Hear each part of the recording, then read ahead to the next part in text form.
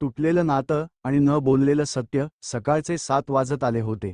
गावाच्या थोडं बाहेर असलेलं जुनं घर, त्या घरात राहणारी होती आरती. सगळ्यांना शांत, सभ्य, लाजाळू वाटणारी तीर्थरूप, पण तिच्या मनातलं वादळ कुणालाच कळत नव्हतं.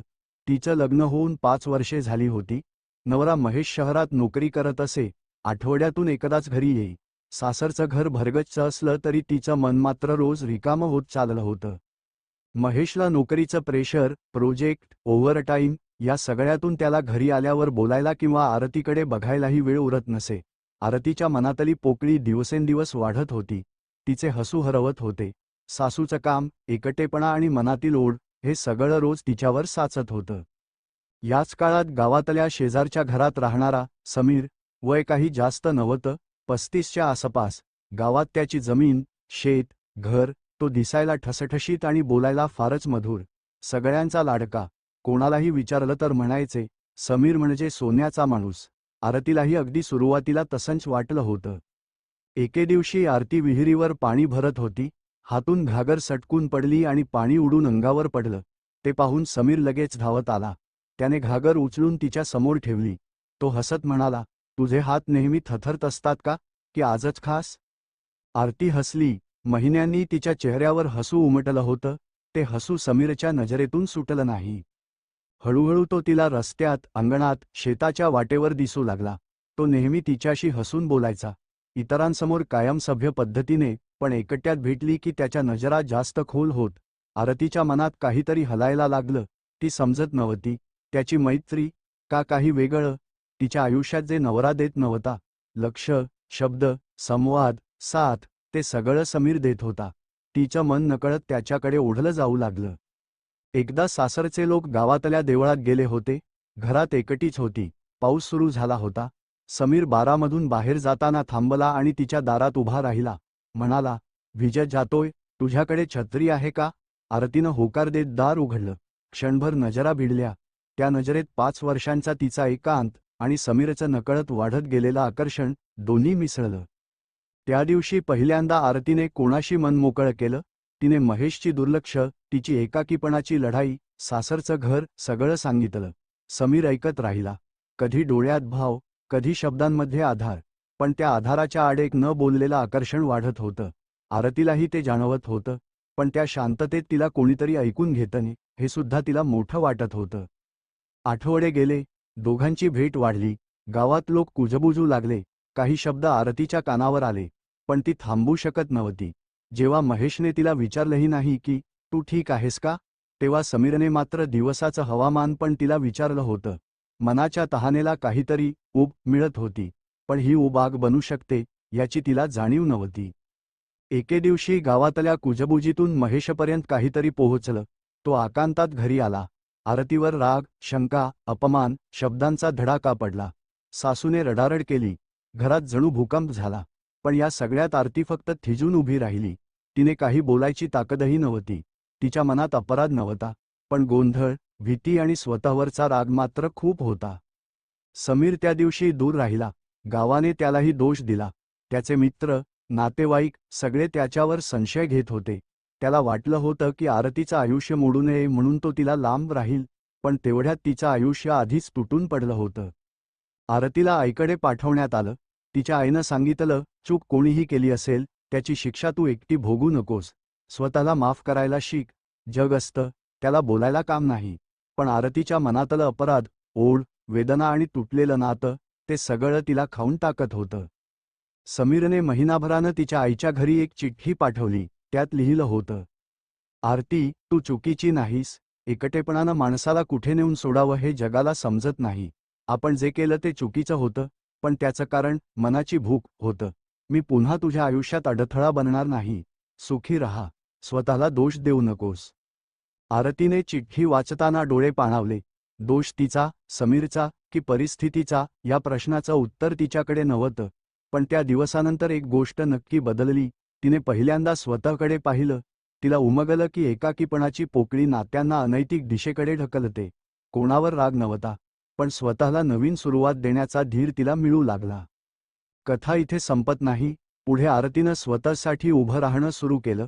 महेशला वेळ, संवाद, आणि नातं सांभाळण्याची जाणीव करून देत तिने दोघांसाठी एक नवा अध्याय लिहायचा प्रयत्न केला. अनैतिक संबंधानं तिला तोडून टाकलं होतं, पण त्याच अनुभवाने तिला स्वतःला पुन्हा उभं करण्याची ताकदही दिली. आईच्या गावात आलेल्या शांततेनं आरतीला थोडा श्वास घ्यायला दिला, पण मनातलं रिकामेपण अजूनही जिवंत होतं. महेश परत शहरात गेला होता. ना फोन, ना मेसेज. घरातली भीती, सासरचं रोष आणि समीरची चिठ्ठी, हे सगळं तिच्या मनात कोरल्यासारखं होतं. आरती रात्री उशिरापर्यंत जागी राहायची. आई झोपल्यानंतर ती खिडकीत बसून विचार करायची, खरंच मी एवढी चुकीची होते का, की दोष फक्त माझ्यातच होता? एके दिवशी सकाळी आईने तिच्या जवळ बसून हळूच विचारलं, आरती, तू काय करायचं ठरवलेस? इथंच राहायचं की महेशकडे परत जायचं? आरतीचा आवाज तुटत होता. मला परत जावंसं वाटतंय, आई, पण मला भीती वाटते. महेश माझ्याशी बोलेल का? मला स्वीकारेल का? आईने तिच्या हातावर हात ठेवत सांगितलं, चूक झाली असेल तर ती कबूल करायची, पण दोष फक्त तुझ्यावरच नाही.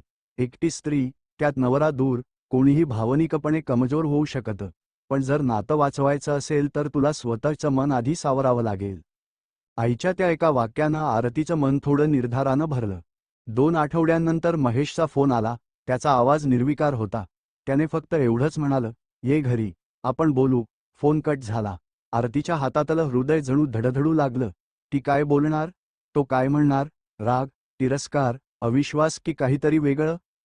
आरती घरी गेली त्या दिवशी घरात नेहमीसारखा शांतपणा होता. सासू आरतीला पाहून काही बोलली नाही, फक्त नजर टाळली. आरतीला ते शब्दांपेक्षा जास्त दुखत होतं. महेश खोलीत बसला होता. त्याच्या चेहऱ्यावर ना राग ना ममत्व, फक्त एक खोल जखम होती. तो म्हणाला, आरती, आपण इतक्या वर्षात कधीही एकमेकांशी नीट बोललो नाही. मी नोकरीत अडकलो होतो आणि तू एकटी घरात. मी तुला वेळ दिला नाही, हे खरं आहे, पण याचा अर्थ असा नाही की तू दुसऱ्याच्या जवळ जावंस. आरतीचे डोळे पाणावले. ती शांतपणे म्हणाली, हो, मला माहिती आहे, मी चुकीची आहे, पण मी प्रेम शोधलं नाही. महेश, फक्त थोडा आधार हवा होता, थोडा संवाद, आणि तो मला तुझ्याकडून मिळत नव्हता. महेश पहिल्यांदा तिच्या डोळ्यात पाहत म्हणाला, तू मला सांगू शकली असतीस. तिच्या आवाजात वेदना होती. प्रत्येक वेळी म्हटलं, तुझ्याजवळ वेळ नाही, थकलोय, पुढच्या आठवड्यात बोलू. त्या पुढच्या आठवड्यात तर माझं आयुष्य रिकामं होत चाललं होतं. महेश. त्या क्षणी दोघेही शांत झाले. खोलीत फक्त श्वासांचे आवाज होते. पहिल्यांदाच त्यांनी आपलं मन इतकं उघड केलं होतं. महेश हळू आवाजात म्हणाला, मी तुला दोष देत नाही आता, पण आपलं नातं परत उभं करायचं असेल तर आपण दोघांनी प्रयत्न करावे लागतील. आरती त्याच्याकडे पाहत म्हणाली, मी तयार आहे, पण तू? महेश थोडा वेळ काही बोललाच नाही. नंतर उठून खिडकीत उभा राहिला. त्या शांततेत त्याचा आवाज ऐकू आला, हो, मी पण तयार आहे. तू माझी पत्नी आहेस, आरती, मी तुला गमवू इच्छित नाही. आरतीच्या हृदयात काहीतरी हलके झालं, पण सोबतच तिला माहिती होतं, या निर्णयाच्या मागे खूप संघर्ष येणार होता. घरातली लोकं, समाज, समीरचं नाव, कुजबूज, हे सगळं परत उभं राहणार होतं. पुढच्या काही दिवसांत महेश आणि आरती दोघेही जाणीवपूर्वक एकमेकांशी बोलायला लागले. सकाळचं चहा एकत्र, रात्रीचं जेवण एकत्र, दिवस कसा गेला यावर बोलणं, त्यांच्या नात्यात पुन्हा हळूहळू ऊब येऊ लागली. महेशला जाणवलं की आरतीच्या चेहऱ्यावर जे हसू तो रोज विसरत होता, ते हसू तिला परत देणं हेच सर्वात मोठं नातं सांभाळणं असतं. सासूचा राग मात्र तसाच होता. ती आरतीकडे बोलत नसे. कधी कटाक्ष, कधी उपस्थितीत भार, पण आरती शांतपणे ते सहन करत होती. तिला माहिती होतं, काही पाप जग फार लवकर विसरत नाही. एकदा सासू स्वयंपाकघरात रडत बसलेली दिसली. आरती जवळ गेली. तिने काही म्हटले नाही. काही क्षणांनी सासू बोलू लागली, तू असं का केलं? आमची मान खाली गेली. लोक काय म्हणतील? आरतीचा आवाज शांत आणि स्थिर होता. माझी चूक मी मान्य करते, आई, पण माझी चूक तुमच्यावर नाही टाकू शकत. मला माफ करा. मी इथून पुढे आपल्या घराची मान उंच ठेवण्याचा प्रयत्न करेन. त्या दिवशी पहिल्यांदा सासूने तिच्या डोळ्यात बघितलं, राग कमी, पण समज थोडी जास्त.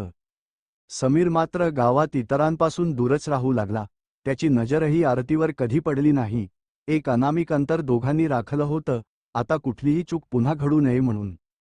हळूहळू महिन्यांनी वातावरण बदलू लागलं. आरतीचं हसू परत आलं. महेशने एक सुट्टी काढून तिला शहरात फिरायला नेलं. दोघांनी पहिल्यांदा इतकं स्वतंत्रपणे वेळ एकत्र घालवला होता. त्या दिवसानंतर आरतीला जाणवलं, प्रेम म्हणजे फक्त भावना नाही, ती एक जबाबदारी, समज, संवाद आणि एकमेकांतलं पुनर्जन्मासारखं नातं असतं. जग अजूनही काही बोलत होतं, पण त्यांच्या घरात मात्र नव्या सुरुवातीची पहाट फुलत होती. हिवाळ्याचे दिवस आले तसे गावातले वातावरण शांत होत गेले. लोकांची कुजबुजही आता कमी होऊ लागली होती. आरती आणि महेशने घरात आपलं नातं नव्यानं शिवायला सुरुवात केली होती. भावना अजूनही नाजूक होत्या, पण त्या नाजूकतेची किंमत दोघांनाही कळू लागली होती. महेश तिला जास्त वेळ देऊ लागला, तिच्या मनातील भावना काळजीपूर्वक ऐकू लागला. आरतीकडेही आता घर सांभाळण्याची, नातं टिकवण्याची ऊर्जा परत आली होती. एके दिवशी सकाळी महेश तिच्या बाजूला बसला आणि म्हणाला, आरती, आपण दोघांनी एकमेकांना दुसरी संधी दिली आहे. मला वाटतं की यापुढे आपण दोघांनी काही नियम ठरवले पाहिजेत, आपल्या संवादाबद्दल, आपल्या भावनांबद्दल. उद्या काही ताण वाढला किंवा कामाचं दडपण आलं तरी आपण पुन्हा तुटू नये. आरती लगेच मान हलवत म्हणाली, आता मीही शांत राहणार नाही. जे वाटेल ते तुला सांगीन, चूक करायची नाही मला पुन्हा. महेश हलकं हसला, त्यांच्यामधील भीतीचा थर पहिल्यांदाच जरा हलका झाला. पण गावात मात्र अजूनही काहींच्या नजरा तीव्र होत्या. बाजारात गेले की 2-4 बाया कुजबुजत असत, हीच ना ती, हो हो, हिचं नावच आलं होतं. आरती ते ऐकत असे. सुरुवातीला त्या शब्दांनी तिचं मन तुटत होतं, पण हळूहळू तिला कळलं, लोकांची जीभ कधीही शांत होत नाही, पण त्यासाठी स्वतःला तोडून घेणं चुकीचं आहे. एका दुपारी समीरची आई अचानक आरतीच्या घरी आली. आरती घाबरली. तिला वाटलं कदाचित काही राग करून आली असेल. पण समीरची आई शांतपणे तिला म्हणाली, बाई, माझ्या मुलाला दोष देऊ नका. चूक दोघांचीही झाली, पण त्याच्यामुळे त्याचं आयुष्यही विस्कळीत झालंय. तो गावातल्या बोलण्यामुळं वेगळाच झाला आहे. 2 महिन्यांत तो माझ्याशी सुद्धा नीट बोलत नाही. आरतीच्या मनात अपराधाची एक ओळ पुन्हा सरकली, पण ती नम्रपणे म्हणाली, मावशी, तुम्ही काळजी करू नका. मी तुमच्या मुलाबद्दल काही वाईट बोलले नाही. तो स्वतः दूर राहतोय, तेच योग्य आहे. मीही त्याला विसरण्याचा प्रयत्न करते आहे. समीरची आई निघून गेल्यानंतर आरती खूप विचारात पडली. तिला समीरचा राग नव्हता, पण त्याला भेटणं किंवा बोलणं हे आता पूर्णपणे अयोग्य होतं. ती त्याच्याबद्दल मनात फक्त एकच भावना ठेवत होती, तो माझा चुकीच्या काळातील आधार होता, पण आता तो माझ्या आयुष्याबाहेर हवा. काही आठवड्यांनी गावात मकर संक्रांत आली. गावात मोठी मांडव, सगळीकडे गोड पोळ्या, रंगीबेरंगी कपडे आणि घराघरात उत्सव. परंतु हाच दिवस आरतीसाठी खूप महत्त्वाचा ठरला. गावातल्या उत्सवाला महेशने तिला सोबत नेलं, लोकांमध्ये, नात्यात, समाजात तिला पुन्हा उभं करण्यासाठी. ते दोघे एकत्र मांडवात उभे होते. काही लोकांनी तिला पाहून डोळे फिरवले, काहींनी कुजबूज केली, पण महेशने आरतीचा हात अलगद पकडला. त्या स्पर्शात संरक्षण होतं, स्वीकार होता आणि एक सूक्ष्म संदेश, ती माझी आहे आणि मी तिच्यासोबत आहे. आरतीच्या डोळ्यांत पाणी आलं, पण त्या दिवशी ते अश्रू अपराधाचे नव्हते, विश्वासाचे होते. त्या संध्याकाळी समीर दूर उभा राहून त्यांना पाहत होता. आरतीची नजर काही क्षण त्याच्यावर पडली. दोघांच्या चेहऱ्यावर एक अवघड शांतता उमटली. समीरने नजरा झटकन वळवल्या आणि गावाच्या बाहेरच्या रस्त्याकडे निघून गेला. त्या अंतिम क्षणाने दोघांनाही कळलं, भूतकाळाला त्या जागेवरच सोडायला हवं. पुढच्या महिन्यात समीर गाव सोडून शहरात नोकरीला गेला, अशी बातमी सर्वत्र पसरली. कुणी म्हणाले तो गावकऱ्यांचा टोमणा सहन करू शकत नव्हता, तर कुणी म्हणाले नवी सुरुवात करू पाहतो आहे. आरतीला ही बातमी ऐकून एक प्रकारची शांतता मिळाली. भूतकाळाची दारं बंद झाली होती. महेश आणि आरतीच्या नात्यात आता एक वेगळंच उबदारपण आले होते. ते रात्री एकत्र फिरायला जात, घरकामात सोबत करायचे, सुट्टीच्या दिवशी शहरात जायचे. त्यांचं लग्न पहिल्यांदा खरं नात्यासारखं वाटायला लागलं होतं. आरती आता भीतीत नव्हती. ती आता स्वतःला माफ करून पुढे चालणारी स्त्री बनली होती. एका दिवशी महेशने तिला सांगितलं, आरती, मी शहरातल्या ऑफिसमध्ये बदली मागितली आहे. इथल्या वातावरणापासून दूर जाऊया, दोघांनी नवीन सुरुवात करावी. आरतीच्या गालावर पुन्हा अश्रू आले, पण यावेळी ते पूर्ण आनंदाचे होते. तिला आयुष्याची एकदम नवीन पान मिळाल्यासारखं वाटलं. भूतकाळाची राख मागे सोडून भविष्याच्या दिशेनं पुढे चालण्याची वेळ आली होती. त्या दिवसापासून त्यांच्या आयुष्यातल्या भीतीची जागा विश्वासानं घेतली आणि गिल्टची जागा एकमेकांच्या प्रेमानं. महेशची शहरात बदली मंजूर झाली आणि काही आठवड्यातच त्यांचं सामान भरून दोघं शहराकडे निघाले. गाव मागे पडत होतं, पण त्या मागे पडणाऱ्या रस्त्यात आरतीचं अर्ध आयुष्य, चूक, पश्चाताप, अश्रू, गिल्ट हे सगळं गडद सावल्यांसारखं मागे उभं राहिलं होतं. शहरातलं छोटंसं पण सुंदर घर मिळालं. फ्लॅट छोटासा होता, पण शांत होता. ते आरतीला हवं होतं, थोडंसं एकांत, थोडंसं नव्याने जगता येणारी जागा. पहिल्या रात्री त्यांनी घरात छोटासा दिवा लावला. महेशने तिच्या बाजूला बसत म्हणाला, इथून पुढे आपण दोघंच. ना गाव, ना कुजबूज, ना भूतकाळाचे सावट, फक्त आपण नवं आयुष्य. आरतीने मनापासून मान हलवली, पण तिला माहिती होतं, घर बदललं म्हणून मन लगेच बदलत नाही. पहिले काही दिवस एकदम सुरळीत गेले. दोघं एकत्र जेवण करायचे. महेश ऑफिसला जायचा, आरती घर सांभाळायची. महेश आता आधीसारखा चिडायचा नाही, न बोलता दिवस काढायचा नाही. त्यानेही या नात्याला पुन्हा उभं करणं आपल्या आयुष्याचं ध्येय बनवलं होतं. पण रात्री मात्र आरतीच्या मनात भूतकाळाचे क्षण चमकायचे. समीरची चिठ्ठी, गावातले कटाक्ष, सासूचे डोळे, महेशचा पहिल्यांदा तुटलेला चेहरा. ती झोपेतही कधी अचानक जागी व्हायची. महेशने ते हळूहळू ओळखलं. एका दिवशी रात्री ती अचानक घाबरून उठली, श्वास अडकलेला. महेशने तिला जवळ घेत विचारलं, काय झालं? आरती थरथरत म्हणाली, मी चूक केली होती ना महेश, कधी कधी वाटतं तू मला पुन्हा सोडून जाशील. महेशने तिचे हात पकडले आणि शांतपणे म्हणाला, आरती, तू माझ्यासोबत आहेस. मी तुला दुसरी संधी दिली नाही. आपण दोघांनी एकमेकांना दुसरी संधी दिली आहे, आणि मी ही संधी सोडणार नाही. त्या शब्दांनी आरतीच्या जखमेवर हळूहळू मलम बसत होतं. काही दिवसांनी तिला किराणा दुकानात लागलेली नोकरी मिळाली. पहिल्यांदाच तिला घराबाहेर होऊन स्वतःची दुनिया दिसत होती. दुकानात काम करायला सुरुवात केली आणि दिवसांतली रिकामपणाची जागा हळूहळू भरू लागली. आता तिचं जग रोजच्या छोट्या कामांमध्ये, ग्राहकांशी बोलण्यात, स्वतःसाठी काहीच वेळ काढण्यात भरू लागलं. संध्याकाळी महेश तिला घेऊन येत असे. रस्त्यावर दोघं चालत असत. तिथे पहिल्यांदाच आरतीला कळलं, नातं पुन्हा उभं करणं म्हणजे एकदम मोठ्या गोष्टीने होत नाही, ते रोजच्या छोट्या गोष्टींनी होतं. एकदा त्यांना फेरफटका मारताना फ्लायओव्हरवरून जाताना अचानक महेशने तिचा हात धरून म्हटलं, आरती, मी कधी विचार केला नव्हता की आपण इथपर्यंत पोहोचू, पण आता मला खात्री आहे, आपण एकमेकांना इतकं समजून घेऊ शकतो की काहीही तुटणार नाही. आरतीच्या डोळ्यात अश्रू चमकले आणि तिने हलक्या आवाजात म्हटलं, मीही आता तुझी भीती नाही काढणार महेश. मी भूतकाळ विसरते आहे, हळूहळू, पण खऱ्या अर्थानं विसरते आहे. पण मनातल्या सावल्यांची ही गोष्ट इतक्यावर थांबत नाही. एका संध्याकाळी तिला फेसबुकवर अचानक एक फ्रेंड रिक्वेस्ट दिसली, समीर नावाचं. हृदय जोरात धडधडू लागलं, हात थरथरले.